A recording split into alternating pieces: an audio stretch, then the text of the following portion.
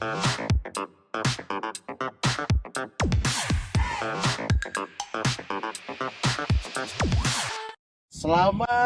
siang. Oke, siang. Selamat datang di Bincang-Bincang Cak Mobil episode ketiga. tiga. Dan kali ini kembali lagi ada Om Adit, seorang veteran dunia otomotif ya. Puluhan tahun. Ada saya Mbak Ivan, anak baru nih di sini. Iya. Dan- Anak tapi dipanggil Mbah. Paling Iya. ganteng. Karena kita Paling pakai ganteng. itu penghangat itu tuh yang dioles. Dan kali kita kedatangan tamu yang cukup spesial. Jadi ada senior lagi nih, yaitu Bapak Syakur. Syakur. Om Syakur. Belum veteran tapi ya. Belum Oke. veteran, tapi dipanggilnya Pak Syakur. Mungkin Pak Syakur ini Singkatnya boleh Pasya. memperkenalkan diri dulu. Oke teman-teman di BBM ya, Bincang-Bincang Yes. Mobil. Saya M. Syakur Usman, tapi kalau di panggung namanya Pasya. Nah sekarang saya jadi jurnalis otomotif di Merdeka.com ya, sama ya aktif di beberapa komunitas otomotif, terutama Asik yang kemarin lagi rame tuh. Asik ya, bukan aksi. Asik. Ya. Asik. AXIC. AXIC bukan AXCI. AXCI. Beda jauh. Jarang itu aja. Sampai Pak Sya ini tuh yang bikin buku tentang sejarah Avanza dan Xenia. Wah. Itu buku lengkap banget. Orang kan cuma sejarah pengembangan ini sampai sejarah komunitas, Komunitas sejarah ya. komunitasnya sampai sejarah bajunya. Oh, bisa itu detail. Jadi attention to detailnya Pasnya ini luar biasa banget.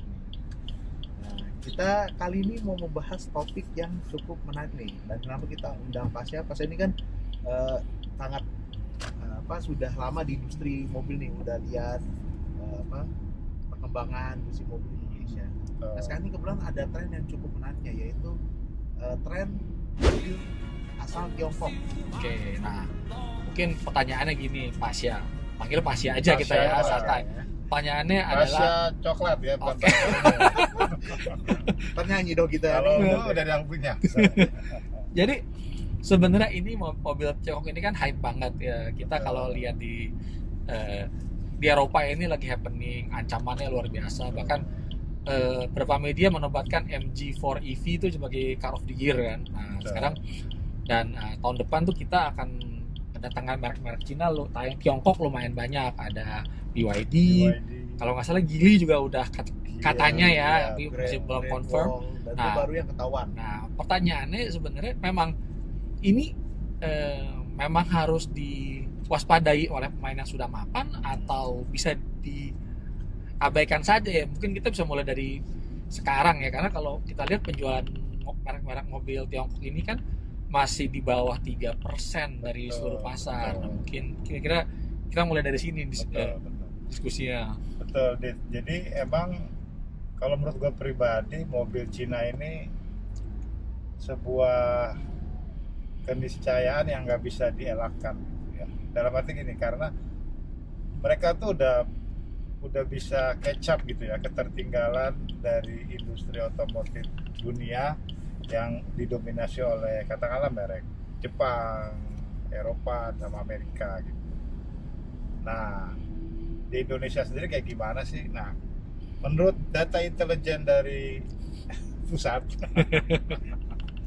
nah itu kita- penjualan mobil Cina di Indonesia, terutama Wuling ya, itu masih 16 ribuan per Oktober 2023. Nah, kedua siapa? Ada namanya Chery, itu masih 3.000. Chery juga baru masuk kan tahun lalu. Tahun ini baru ulang tahun yang pertama malah. Nah, berikutnya ada MG. Ini agak masih di bawah Chery, sekitar 1.000-an unit. Chery tadi 3.000-an unit, sama DVSK. Nah, DVSK ini antara mau main di mobil penumpang sama kendaraan niaga ringan belum jelas nih, sehingga volumenya masih di bawah 1.000. Jadi kalau kita total tuh penjualan mobil Cina di Indonesia itu masih di bawah 30.000 ya per Oktober 2023, alias tadi kayak yang lo bilang, market share masih kecil, masih kurang dari 3%. Tapi potensinya ke depan gue yakin ini bakal besar gitu loh, karena ya kita tahu lah Cina itu sumber dayanya gede banget bos. Betul. Duitnya triliunan dolar. Itu satu. Yang kedua, ya mereka udah teknologi oriented gitu. Mereka sadar gitu. Oke, duit penting, tapi teknologi juga mereka imbangin gitu. Nah, kemarin gue sempat ngelihat data dari World Economic Forum ya.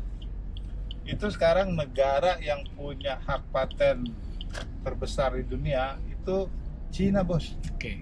Udah ngalahin Amerika. Hmm.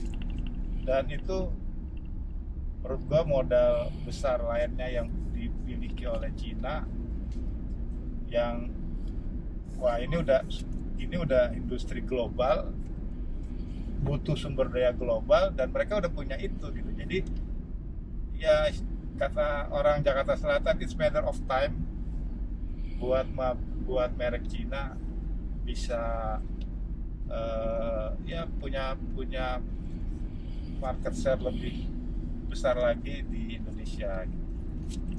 Kira-kira Sementara itu senjata kalau apa ya sih yang mereka bakal pakai kalau mereka masuk ke pasar Indonesia ya? Nah, kalau menurut gua itu ada beberapa senjata lah gitu ya. Tadi yang pertama dukungan finansial kan, duitnya gede banget bos. Nah, kalau menurut data intelijen lagi nih, itu Cina itu punya 17 triliun US dollar Wow. duit yang ada di Cina. Jadi kalau digabung tuh GDP Cina itu 17 triliun US dollar bos. 1% aja dari 17 triliun aja tuh udah berapa ribu miliar gitu. Itu satu dana. Yang kedua tadi yang gue bilang, teknologi sih apa sih, aktivitas R&D mereka tuh berarti jalan gitu, bagus banget. Nah, dari R&D turunannya apa? Produk kan. Nah, produk itu mereka punya line up yang sangat banyak kan. Kalau kita lihat headquarternya lah kayak Wuling, kayak Cherry gitu ya, itu produknya banyak banget. Nah, kebetulan gue kemarin ya dapat kesempatan lah jalan-jalan ke Anhui namanya, itu provinsi di Cina. Nah, itu kalau gue bilang itu kotanya Cherry. Oke. Karena sepanjang jalan yang lo lihat tuh mobil Cherry semua, termasuk ada produk-produk non otomotif juga rame di situ. Itu semua ibaratnya gue pernah nulis jantung kotanya Cherry. Nah itu produknya banyak sekali. Dia selain punya Cherry, dia juga punya merek-merek lain ya. Jadi baru apa mereknya Pak yang mau apa? Nah. Ciku apa? Jadi Cherry Iya. itu punya 4 brand, mungkin 5 nih. Yang pertama Cherry sendiri. Nah, yang kedua itu Omoda. Yang ketiga Jeko. Yang keempat Exit. Nah, yang kelima ini sebenarnya udah di launching di Cina. Dia bikin brand baru bersama Huawei. Itu namanya Luxit. Khusus sedan listrik. Wah, itu mobil emang dibikin katanya buat menghantam Tesla Model 3. Oke. Jadi ibaratnya nih kita nih bakal kedatangan raksasa, yang memang udah raksasa sih negaranya. Tapi industri otomotifnya tuh bisa cepet jadi raksasa. Padahal baru dibangun kan industri otomotif Cina kan. Mungkin kalau kemarin tuh beberapa minggu lalu tuh gue pernah nonton dokumenter soal industri otomotif Cina. Jadi memang itu memang inisiasi dari pemerintah Cinanya sendiri langsung. Betul. Jadi mereka menggelontorkan dana R&D langsung kepada si merek-merek Cina itu. Dan mereka tahu, mereka sudah bertahun-tahun mencoba melawan Jepang dan Eropa dengan mesin mobil biasa dan tidak berhasil. Mereka langsung beralih ke si mobil listrik itu. Jadi kira-kira nih bakal mereka kurang lebih sih akan bawa mobil listrik ya Betul. ke Indonesia. Jadi emang kalau menurut gua ya memang mobil listrik lah senjata utama mereka nih. Karena kan kalau listrik kan sebenarnya salah satu, ya kita harus akui semua lah ya, backbone komponennya itu di Cina semua, bos. Betul Ya kan? sekali. Bukan hanya otomotif, elektronik gitu ya. Chip, baterai, Chip, baterai itu Cina semua gitu. Jadi dia walaupun negara yang sosialis, dia ini sebenarnya kapitalis secara ekonomi, bos. Dia sadar betul gitu, dia menguasai rantai produksi, dia menguasai rantai jaringannya juga gitu. Jadi begitu mau bikin mobil, jadi itu barang. Kalau sekarang ya bagus lah ya, kecuali awal-awal mungkin mereka kesulitan gitu, atau belum pinter lah, katakanlah learning proses ya mbah, Iya. masa belajar gitu. Oh ternyata salah nih gua, maksudnya begini gitu. Nah sekarang mereka udah 20 tahun katakanlah belajar, mereka udah makin pinter gitu kan, mobilnya makin bagus, makin canggih gitu kan. Jadi apalagi mobil listrik kan, katakanlah kekuatan manufaktur elektronik di dunia itu ya di Cina gitu. Jadi ini wah, mobil listrik memang is Cina kalau menurut gua. Apalagi kan pasar mobil listrik di Cina terbesar di dunia kan, ya, bos? di atas 50%. Di atas 50%. 55 apa 57 nanti datanya kita tampilin di sini. Betul. Jadi mau nggak mau, selain jadi tuan pasar pabrikan EV dunia, tapi juga Cina jadi pemain EV utama di dunia juga. Jadi ini apa ya? Ini antara raksasa yang tinggal siap makin gede aja. Tinggal kalau di Indonesia tinggal menunggu momen ahanya ini nih, kapan nih. Nah itu yang jadi tantangan buat pabrikan mobil Cina, terutama dari segi mobil listriknya ya, gitu ya. Ya, Momen ahanya ini yang perlu mungkin kita kita tunggu. sekarang belum menemukan mobil yang benar-benar klik Iya, dengan kebutuhan betul, konsumen belum, ya, karena belum. kan kalau kita lihat mobil listrik yang ada kan paling Wuling REV mobil Boleh Cina itu EV. kan ya mohon maaf bercanda Iya. kita itu kan kayak bom-bom car mainan Iya, ya kan, iya. bom-bom car maksudnya buat tanpa merendahkan, tapi itu Iya. kan memang mobil hobi yang Iya. komuter kecil-kecilan nggak bisa Kecil-kecilan. memenuhi. Mungkin nanti kalau ada produk yang benar-benar sesuai dengan kebutuhan orang Indonesia, kita nggak tahu bisa Iya, booming kan. bisa booming. Tapi gini ya, Bang Syakur ya, pertanyaannya ya, sebenarnya quality mobil Cina itu sekarang seperti apa? Karena kan mungkin banyak orang masih trauma dengan Betul. ketika dulu Cherry datang itu Cherry QQ Iya. seperti apa, ya kan? Aku punya pengalaman tuh dengan bukan Cherry sih, merek lain, Geely kalau nggak salah. Jeli Panda. Gue lupa. LC, MK. Nanti gue cerita. Udah ya. Apa? Nah, jadi waktu belum kan. Belum cerita belum? Nah, dari di media sebelum gue di Merdeka tuh adalah temen bawa mobil. Ya setahu gue Cherry sedan warna merah setahu gue. Ada ya Gua Cherry. ingat banget. Cherry apa itu? Geely Geely sorry. MK berarti. Geely Yang MK dipakai kayaknya. taksi ya? Iya. Ya. Oke lah, karena merek Cina kan waktu itu kalau nggak salah tahun 2000 mungkin 2014 2015 gitu ya, gue lupa deh, pokoknya di bawah 2015 datanglah teman itu, cobain Dikur, mobil Cina nih, kita kerjasama. Kerjasama mobil Cina, gue lihat oke. Kalau dari luar sih dulu tuh ya kita akui lah kalah mentereng gitu kan. Nah kita coba, gue coba karena gue dulu kantor di Hang Tuah. Dari Hang Tuah gue iseng, gue bawa kemana, ke Senayan lah, ke GBK gitu, parkir timur. Nah itu dari situ ke GBK itu pengalaman gue nggak bagus banget memang. Jadi sepanjang jalan tuh mobil bunyi aja, nyanyi sendiri. Ini apaan nih bunyi ini? Di pintu bunyi, di dashboard kayak ada yang nggak pas gitu. Bilang gue jadi ilfil waktu itu kan, disuruh nge-review, ini kerjasama gitu. Ya udah dah, mau nggak mau kita tulis ya. Tapi ngelihat itu dulu ya, ada jeda 10 tahun. Iya, tapi itu dulu. Nah sekarang kalau ya gue ngalamin sendiri, ya tadi gue cerita gue pernah ke Wuhu kan, ngelihat langsung pabrik cherry internasional.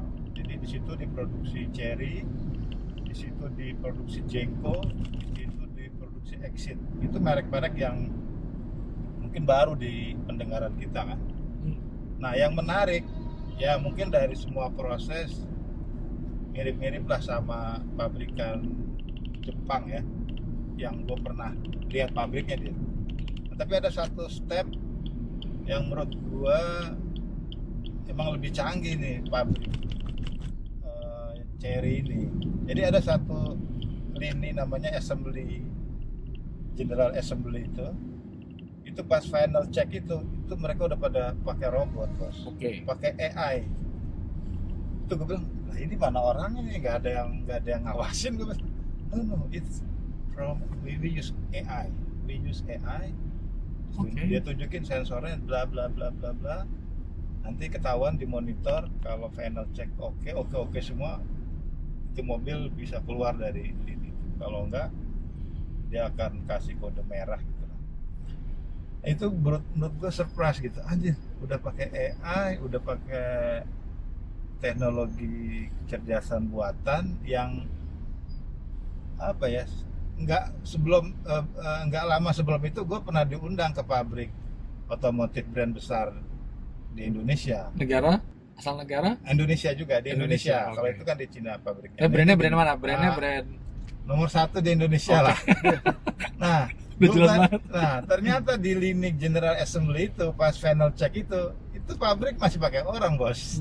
Orang masih di kolong gitu kan, ngeliatin gitu ya, sensor-sensornya masih ada human interactionnya lah.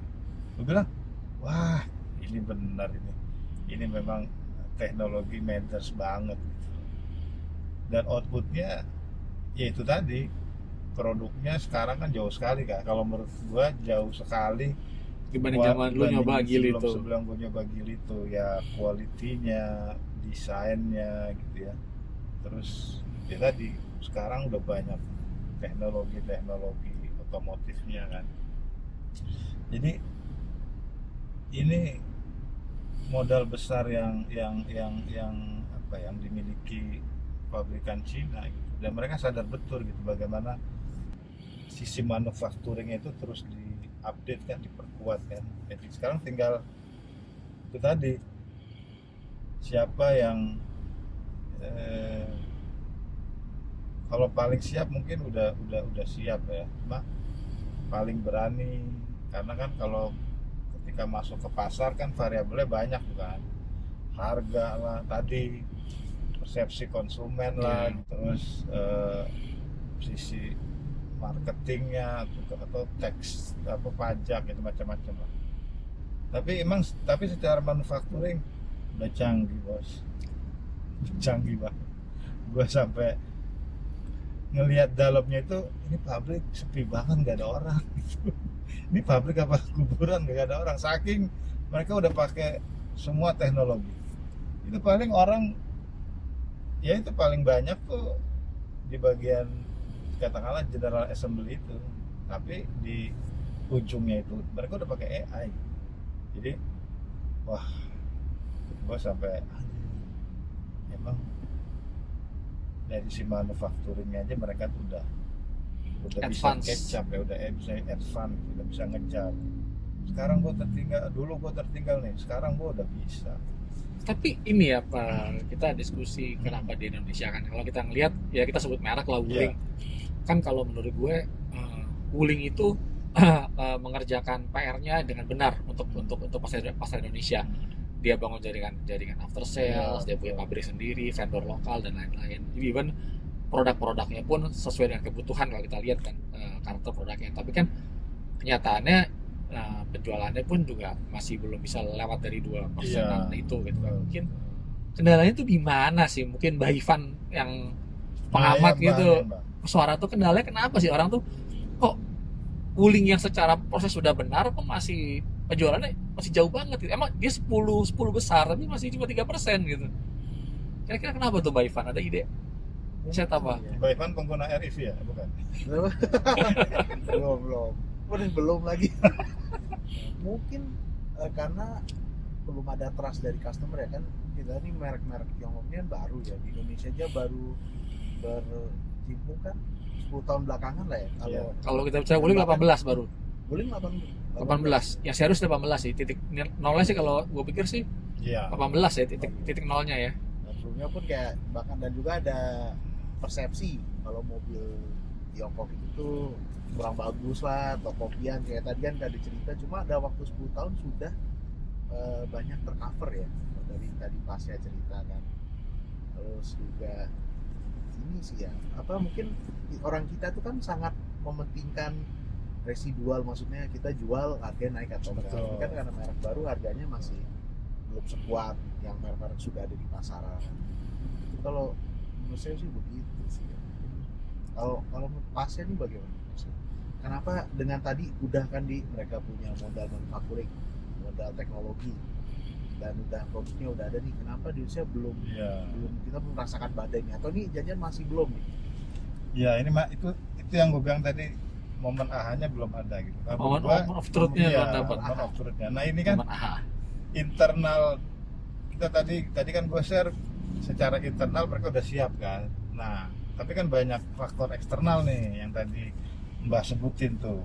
Eksternal tuh lebih menantang kan, masalah preference konsumen otomotif Indonesia gitu kan, masalah trust gitu kan, dan banyak variabel-variabel yang Wuling nggak bisa ngerjain sendiri PR-nya gitu. Branding tadi kan kita nggak bisa maksa kan, beli Wuling harga murah, mobil canggih bla bla gitu kan, tetap orang gimana ya, belum ada. Akhirnya mobil ya huruf T, huruf gitu. S sama huruf D aja lah, itu aja terus. Bengkelnya di mana ya, atau dealernya di mana ya? Udah ada dealer dekat rumah, tapi tetap orang tadi soal trust itu di hati gitu ya. Di hati belum pas gitu. Jadi gua ada teman juga nih. Ya teman komunitas lah. Jadi emang kita harus akui sih, membangun branding itu emang nggak bisa instan. Jadi harus butuh waktu, takes time gitu. Nah itu kita lihat lah, brand itu begitu nancep tuh di beberapa otak temen gue. Jadi kalau dia mau ganti mobil baru, ya balik lagi ke merek-merek itu gitu. Simple aja. Ya sama, gue pun begitu. Iya, simple aja. Ya di jalanan banyak yang pakai gitu kan. Emang bengkelnya deket rumah, tapi yang lebih dari itu adalah pelayanannya bagaimana gitu kan. Mereka kayak merasa gue udah kenal sama orang-orang di bengkel itu jadi bonding sendiri gitu. Jadi variabel itu yang mungkin belum bisa dikerjakan oleh brand-brand Cina gitu. Jadi mereka secara produk, teknologi, harga mantep lah katakanlah, tapi di luar itu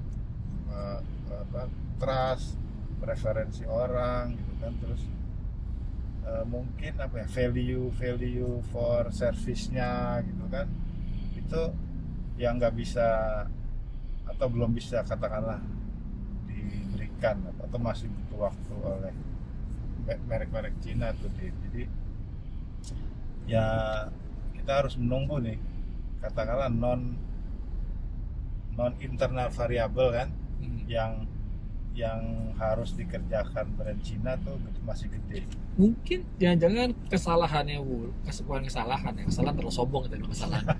Mungkin pembelajaran dari Wuling itu mereka bertempur di kolam yang sudah penuh betul. Red Ocean. Mungkin Makanya kan belakangan ini banyak yang katanya mobil listrik nih, yang lagi santer kan BYD. Build your dreams. Nah, mungkin kemarin kan di mana-mana nih. Bring your device. Nah, kemarin kan kalau kita lihat teman-teman di media itu banyak dikunjungi sama BYD mungkin campurnya nih pasti yang lagi pernah dikunjungi juga kan? Sudah kan? Udah dikunjungi. Menarik nih. Nah, jadi, sebelum katakanlah direksi BYD berkunjung ke beberapa kantor redaksi media, gue udah dapat bocoran duluan nih bahwa sudah ada badan usaha BYD di Indonesia, namanya PT BYD Motors Indonesia. Nah itu jauh sebelum direksinya itu berkunjung ke kantor redaksi teman-teman media yang lain. Dan wah, gue sendiri begitu dapat bocoran itu, wah gila, BYD mau ke Indonesia itu udah satu satu fakta gitu kan, bahwa pemain EV mobil listrik terbesar di dunia mau masuk ke Indonesia. Menurut gue itu satu petunjuk yang menarik lah, bahwa Cina bakal bertempur di segmen mobil listrik gitu, yang menurut mereka mungkin ini salah satu kekuatan gua di otomotif, yaitu di mobil listrik. Kalau di mobil mesin pembakaran dalam kan ICE itu mereka udah katakanlah kalah lah gitu ya. Sekarang ada tren elektrifikasi dan mereka sekarang leading kan. Betul. Jadi BYD ke Indonesia, gila. Kalau nggak salah Mbak Ivan, BYD itu udah paling laris di dunia ya. Kalau nggak salah ya, total dengan sub brandnya. Iya, Betul. terlaris mobil listrik terlaris di dunia, udah mengalahkan Tesla kan. Betul. Jadi kalau ada yang bilang Tesla akan mengalahkan Toyota, sepertinya bukan Tesla yang mengalahkan Toyota. Apakah BYD? Enggak juga, karena BYD kan juga sama Toyota sudah punya joint udah venture sama. BTET, ya udah begini. Jadi itu kan sudah tanda bahwa pabrikan Jepang saja sudah mau bekerjasama dengan Cina, Tiongkok. Tiongkok. Iya, yang menariknya gini juga. Antara Jepang, katakan Cina, Jepang, ya satu lagi kita nggak bisa kita harus sebut juga nih Korea nih. Ya, Ini kan satu rumpun nih kan, Asia, Timur lah. Jadi secara culture, secara karakter nih lebih mudah sebenarnya untuk mereka bekerja sama gitu. Makanya nggak heran BYD, Toyota menggandeng BYD gitu kan. Secara culture, secara komunikasi lebih nyambung lah ya untuk melawan Tesla katakanlah. Tapi memang secara regional kan ya Asia bos. betul. Regional tuh secara regional tuh Asia udah ya sumber daya manusianya gitu kan, sumber daya pasarnya gitu kan, terus ya tadi komponen-komponen kan banyak disupport dari Asia. Jadi Asia itu menguasai semikonduktor. Iya, Asia itu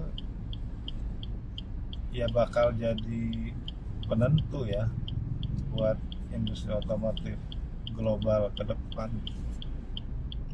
Bener gak sih, Dit?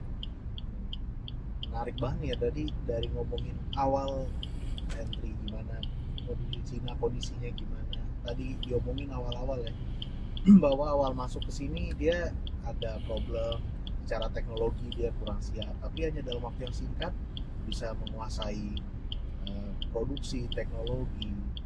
Wah memang tadi kalau kita balik lagi yang kenapa belum tuh karena belum ada momen ahanya itu. Kalau menurut gue gitu. Baik dari ya brandnya juga. Tapi kalau kita lihat kan kayak Pasian pernah bikin buku tuh sejarah mobil, di situ kan dilihat ya dulu mobil Jepang pun konsepnya seperti ini mirip-mirip ya. Betul. Jadi dia baru bikin, orang menganggap sebelah mata dibanding Amerika, Eropa, tapi dalam waktu 20 tahun mereka akhirnya menjadi yang nomor satu. Betul. Jadi gue dibilang nih bisa jadi kedepannya mobil Cina ini nih bisa jadi pemimpin pasar bisa. Lagi dengan modalnya tadi dia manufacturing sudah ahli, teknologi ahli, ada modalnya juga. Tadi yang Pak bilang, dan juga pemerintahnya itu juga sangat mendukung ya, dia bikin regulasi yang pro mobil listrik karena mereka tahu ini field yang kosong, jadi mereka bisa terjun di sini, bisa jadi leader di sana. Sampai Toyota pun menggandeng BYD. Gitu. Kira-kira itu kali ya kesimpulannya, atau mungkin ada tambahan? Tapi mungkin pertanyaan terakhir, kira-kira dari sekian banyak merek Cina yang ada, yang paling nakutin itu siapa sih? Yang kira-kira bakal apa? Karena kan kalau kita lihat BYD dengan dia backgroundnya adalah produsen baterai kan, Iya. makanya dia begitu cepat di listrik.